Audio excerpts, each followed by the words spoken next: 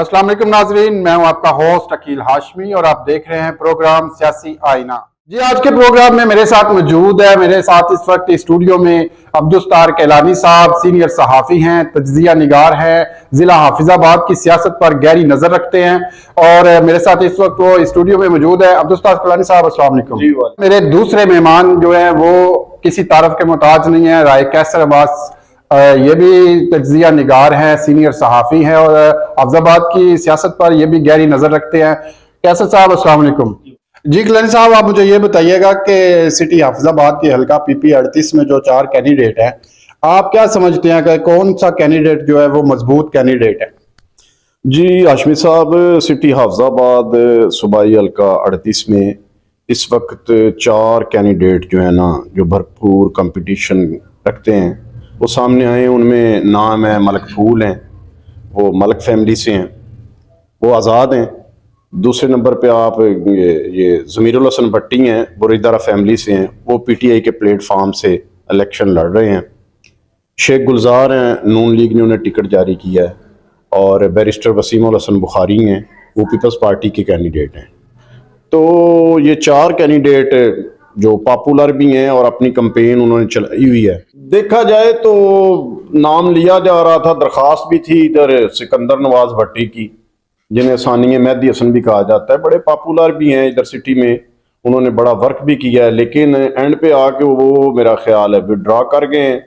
तो उनकी जगह उनके ब्रदर ही हैं, भाई हैं, ज़मीरुल हसन भट्टी, वो PTI की तरफ से इलेक्शन कॉन्टेस्ट कर रहे हैं। तो देखा जाए तो शेख गुलजार की तो डोर टू डोर कंपेन चल रही है। ऊपर उनके साथ है NS स्टार्ट की जो कैंडिडेट है मोहतरमा सायरा अफजल तारड़, उनके साथ मिलके वो हाफिजाबाद में कंपेन कर रहे हैं।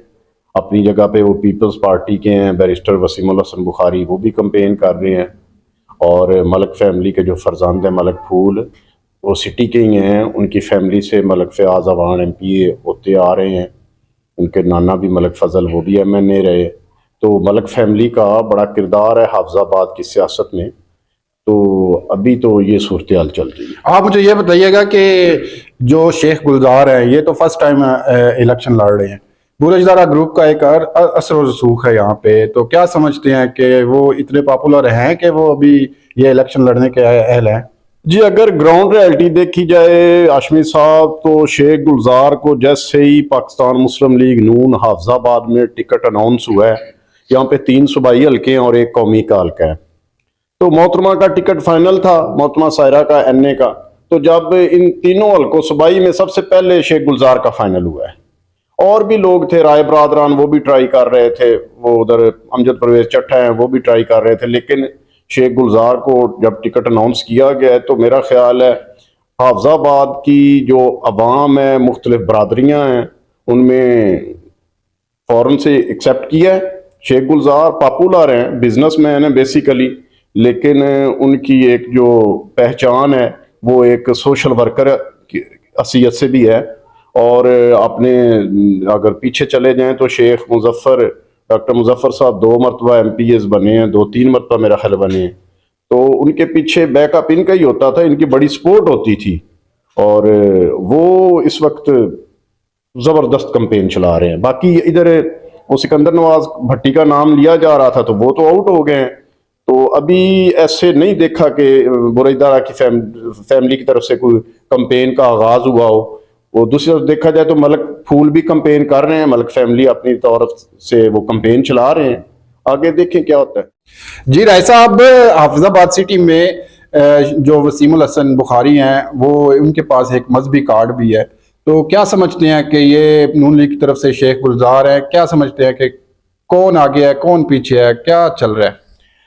जी हाशमी साहब, कैलानी साहब ने बात की है ना शेख गुलजार के बारे में, तो मैं समझता हूँ अगर सिकंदर नवाज होते ना मैदान में तो सूरत हाल मुख्तलिफ हो सकती थी।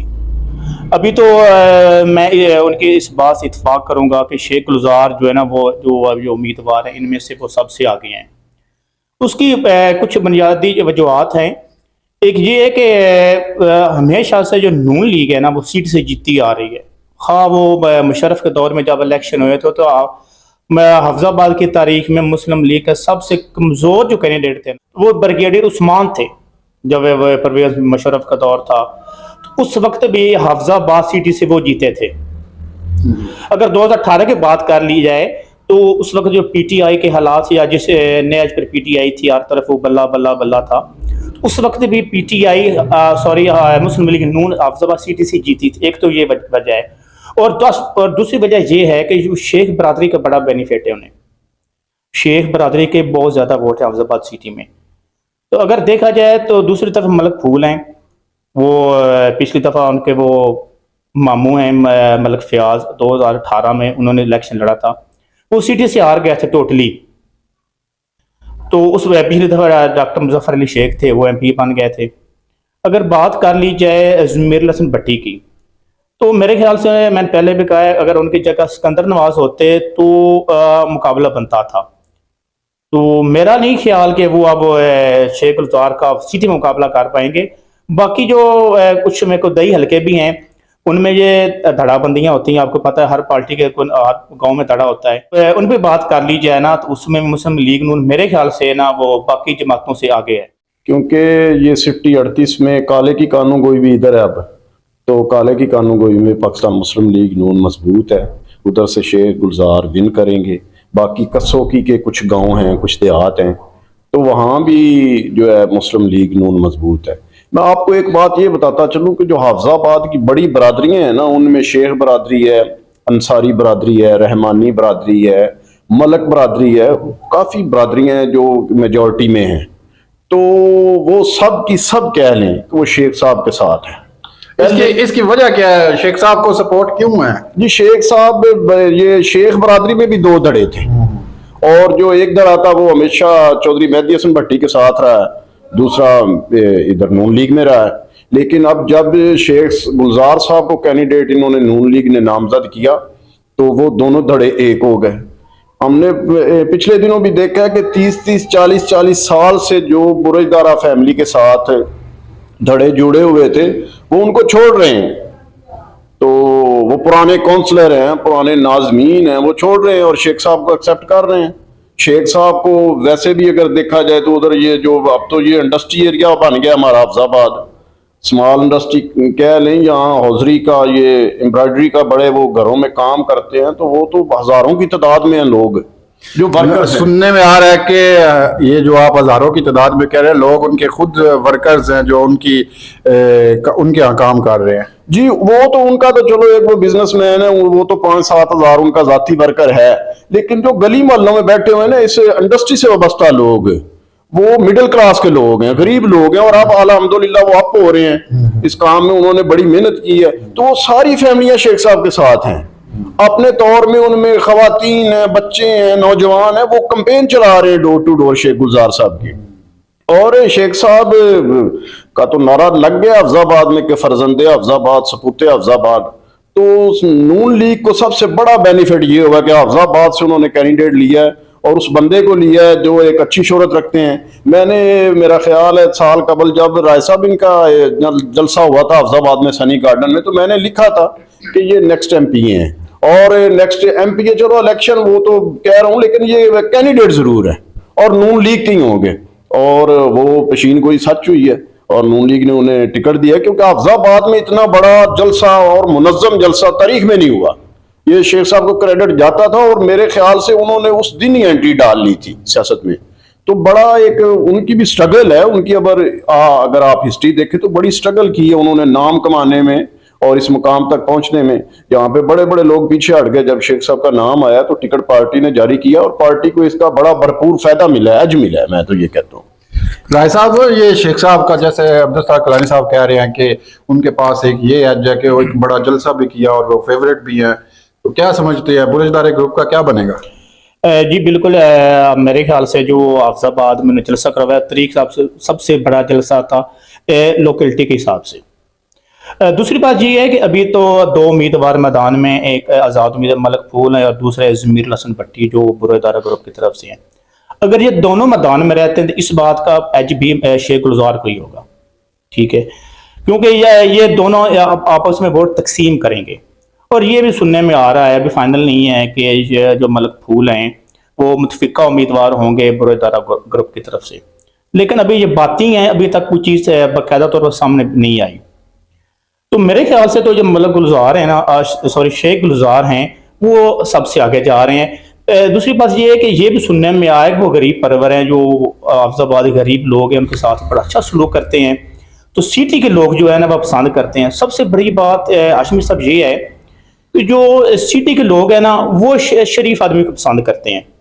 तो ये शेख गुलजार साहब के हमने उनके बारे में अच्छे ही सुना है, नो डाउट के मलक फूल या दूसरे उम्मीदवार भी शरीफ अच्छे हैं, लेकिन शेख गुलजार जो है ना जी वो फिलहाल तो इनसे सबकत लिए हुए हैं, कल का पता नहीं। मलक बरादरी जो है उनका भी बड़ा अहमदाबाद में असर रसूख है, हम उनको इग्नोर नहीं कर सकते, क्या कहते हैं? जी बिल्कुल हम इग्नोर नहीं कर सकते, लेकिन मलक बरादरी का अगर हिस्ट्री पीछे देखी जाए तो मलक फयाज साहब MPA बने, फिर नून लीग से MPA मुंतखब हुए, पीपल्स पार्टी से नून लीग में आए, फिर नून लीग से PTI में चले गए। अब लोग दौर बदल गया है, जमाना बदल गया है, ये हर इलेक्शन में अपनी पार्टी बदलना, मौकफ बदलना, नजरिया मंशूर, लोग इसको पसंद नहीं करते। हालांकि नो डाउट कि वो बड़ी डिसेंट और जेंटलमैन फैमिली है, लेकिन उम्मीदें हाफिजाबाद भी कहा जाता रहा है मलक फूल को। लेकिन अगर मैंने पहले भी कहा है कि शेख गुलजार उन्होंने कैंडिडेट ही ऐसा ढूंढा है कि सब बंदे जो है ना नून लीग जो बड़े बड़े थम थे कैंडिडेट थे वो पीछे हट गए, क्योंकि शेख साहब की एक अच्छी रेपो है, एक अच्छी आवाज है। दूसरा ये है कि लोग ऐसे लोगों को पसंद करते हैं। अब सियासत का ट्रेंड और हो गया हाशमी साहब, लोग कहते हैं कि जो हमारा कैंडिडेट है, MNA है, MPA है, अगर वो उसको हमने वोट देने तो वो हमें जाने पहचाने, हमारे नाम से वाकफ हो, वो हमारी गमी खुशी में शामिल हो। तो ये शेख साहब की पहले भी बातें हैं, वो अपने वर्कर्स के साथ, अपने शहरियों के साथ, एहलियान के साथ, ये सुना है, देखा भी है कि उनका आना जाना ये फौतगी पे, ये शादी ब्याह पे, तो ऐसे कामों में अगर किसी को सपोर्ट की जरूरत होती है वो करते हैं। तो ऐसे लोगों को आवाम पसंद करती है, क्योंकि तबका तो आपको पता है पाकिस्तान के हालात कैसे हैं, और हमारा डिस्ट्रिक्ट एक मतवस्त तबके का डिस्ट्रिक्ट है, इतने इधर रॉयल फैमिलीज नहीं रहती, मेजॉरिटी जो है वो गरीबों की है, मिडिल क्लास लोगों की है, तो ऐसे लोगों को पसंद करते हैं। तो लोगों को ये भी तासर है कि ये नहीं कि वो इधर आके MPA बन के या कोई मिनिस्टर वगैरह या कोई बनते हैं मेंबर तो वो पैसे कमाने शुरू कर देंगे, ये भी नहीं है। लोगों को पता है कि यार ये बंदा ठीक है, ये लगाएगा खाएगा नहीं, तो ये भी उनको बड़ा प्रेफर किया इस बात ने। तो बाकी मलक फूल नौजवान है, यंग है, लेकिन फूल साहब या मलक फयाज साहब ये फैमिली एक्टिव नहीं रही, ये सीधी बात है कि इलेक्शन हुआ है, आउट हुए हैं तो फिर आउट ही हो गए। ये नहीं कि अगर आप मेंबर ही हैं तो तभी एक्टिव हैं। अपोजिशन में बंदे को अपनी कंपेन करनी चाहिए, लेकिन मैं ये समझता हूं कि मलक बरादरान ने अपोजिशन दौर में अगर वो इक़्तिदार से बाहर हैं तो उन्होंने अपने के लिए आने वाले इलेक्शन के लिए कोई फर्क नहीं किया इतना।